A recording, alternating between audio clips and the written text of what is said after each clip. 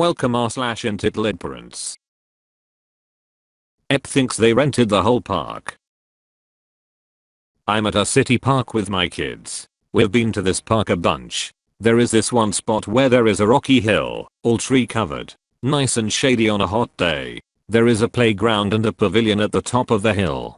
We get up there, and I immediately notice loud noises, and I'm having to step over cables and extension cords. Someone rented the pavilion and set up not one, but 3 bounce houses around it.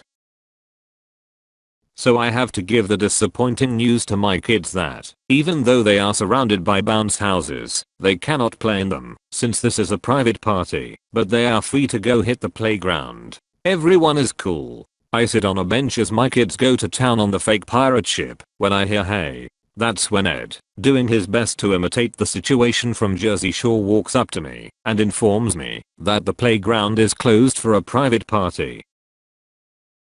I look at him and inform him that the public park does not close for private parties, and it sounds like he rented the pavilion nearby, which is fine, but doesn't give him exclusive use of the neighboring playground. He storms off and returns with a rental agreement and shoves it in my face, telling me to get my fucking kids and leave. Right, so rental agreement is very clearly for the pavilion, all for the grand sum of $35 for 4 hours. How could any sensible adult think that $35 granted you exclusive use of a public playground? Moreover, why is it so important for you to have exclusive use of a public playground? I, again, point out to him that he rented the pavilion, not the park, and my kids won't go on his bounce houses and we won't go into his pavilion, but the playground is fair game for everyone. He begins hurling threats, and I'm weighing just taking my kids and leaving to avoid the sussle. Then I decide I need to take a stand on principle. So I tell him to off and proceed to use my phone to find the phone number for the park office. Our county staffs our parks. During the summer months they employ park rangers who have peace officer authority. I call the park ranger and tell him that there is trouble up at this shady playground and they need to come right away. Sure enough, as I'm getting off of the phone, Dolph returns with 2 of his meathead friends to tell me that they are rejecting me from the park. No, you're not. And if you touch me, I'm calling the cops and pressing charges. No anger, no rage. With this promise of action, however, one of them kind of widens his eyes and steps back, saying to his friend, just leave them alone, man. This guy, for some reason, does not want the police coming, and it is very obvious. The ringleader won't back down, however, and tries his best to get in my face, scream and yell. He grabs my arm, I remove his hand. All of this, just as I see the ranger pull up, yell for everyone to step back from one another and come over. This smug fucker shoves the rental contract into the chest of the ranger, telling him that I'm trespassing, and he rented this space for the day for his kid's party. Now, normally I don't like posturing by law enforcement, but here it was pretty amusing. Ranger, touch me again, and I'm arresting you. Reads contract, this is for renting the pavilion. You have use of the pavilion, but the playground is open for public use. Hands it back. Also, your permit doesn't allow you to set up bounce houses. Where did you plug these in? Ranger follows the extension cords and sees that they ran them to the nearby public bathrooms. There was an outdoor outlet. It was locked. This dude cut the lock off so he could plug in his shit. Ranger comes back with a broken lock. Did you cut this lock? It was like that when I found it. Really? Because it was intact this morning. So some random person cut this lock and you just happened upon it within the last 2 hours? I guess. Long story short, he let them stay and let them keep bounce castles because he didn't want to ruin a kid's party. He wrote the guy a citation for the broken lock and the unauthorized power use and banned him from the park for the remainder of the season after the party. Amazingly, this entire event was lost on my children, who barely noticed anything was going on, likely because of the compressed noise. Or maybe he was just like, I don't want to risk going to jail over a bouncy house, even without warrants, forcibly removing someone from a public space. I mean, think about what actually landed Odge in jail. Whenever you hold someone against their will, or forcibly move them, it's very easy to cross that line into kidnapping, and suddenly you're looking at real time. It's also very possible that he was getting a different story from his asshole friend, and when you brought up the cops he realized that you probably wouldn't call the cops unless you knew you were in the right. I mean, if I was asked to help my friend with a problem, but the other party brought up the cops, I would back the fuck down real fast, and I've barely ever gotten a fix-it ticket. I guess it depends on the cop and the local laws, but I'm pretty sure, if that happened where I am, they would have been forced to take down the bounce houses and unplug them, at the very least. Doubt they would have made them stop the party, but those bounce houses would be long gone. Who the hell thinks they can rent an entire public park?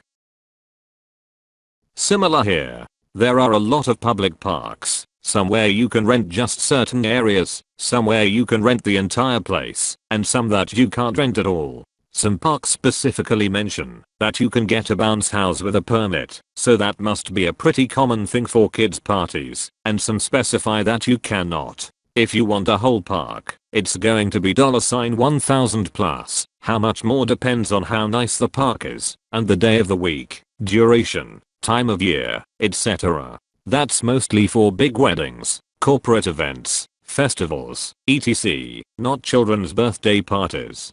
Kids parties usually just rent out a small designated area of a park. In Newark, the original in the UK, you can rent the Castle Bandstand for about £400 for a wedding. This includes seating for 50 guests, but not the public, smallish garden or castle ruins surrounding it. Can you imagine if an ep decided little Sonny needed to sit down 5 minutes before your wedding? I'm guessing it's not Central Park and the ranger was concerned that the guy would take it real personal and teach the kid that cops and rangers ruin everything and they should just do crimes. I used to work as a ranger in a state park. We required a special use permit with insurance for anything like a bounce house. I can't tell you how many times people would rent our main pavilion and that meant to them they could kick people out in the general vicinity. Nope. You have shelter when it rains, and a few extra tables. You don't own a park today. You would think that people would realize that you cannot rent the entirety of a space like that, especially for as little as the pavilion rental fee is. Who the hell thinks they can get a whole park? When I got married in a park I rented the really nice pavilion for the reception. But my wedding was on a big stretch of grass that I couldn't rent, but was told by the cotty that I could use, but just stop others from using. Pretty sure somewhere I have a photo of me petting a stranger's dog that waddled through my wedding at some point. I would add that I grew up with my parents regularly renting pavilions because they used to cater picnics and the like. My father, the cheapest man in the history of mankind, still recognized that not only do you not get exclusive use of the park, but you will almost certainly have a few people who sneak into an event and get a free plate of food, and you need to plan ahead for that. That was nice of the ranger to show a little flexibility and not ruin the kids' party. Some law enforcement officers can be jerks and would stick to the law adamantly. Park rangers here tend to be pretty chill. It's a seasonal job. Most of them are young men and women who are fresh out of college and in the midst of applying for police department jobs. I'm sure it's a nice resume builder, but it's only for a few months a year. All really nice people, for the most part. You occasionally get one who thinks that they can go full on Obergruppenführer, but they are somewhat rare. If I were the ranger I would have gone up to the bounce house after getting backup and the police there and tell everyone to get out, and I would then pull the plug and start loading the thing up onto a trailer along with any equipment and take it back to the office to be locked up. Rules are rules, period. And if Ed is renting it, I'm not releasing it to the company that owns it until the fine has been paid. That would have been my instinct as well. Though I will say, the kids were out playing and having fun. I can understand him cutting them some slack, so the kids' party didn't get ruined. Kids didn't do anything wrong. Probably a padlock. The place we rented had power outlets, and if you paid a slightly larger deposit, they would unlock the locks for you and turn on the power. I asked about it because I'm a curious type. There are other types of locking covers, but they are more expensive. people would still find ways to rip them apart, often also ripping the outlet apart, exposing wires. The padlocks discourage people who hadn't reserved the space from fooling with the outlets. Some would cut the locks, but that cost the park less than them ripping the other types of covers off. They still couldn't get power because the circuit was turned off unless you reserved it and paid the deposit. The two-factor security had the added benefit that it helped prevent accidents with kids sticking things in the outlets. Also, the whole area was built to flood, so they needed to be able to cut electricity to the outlets in storms.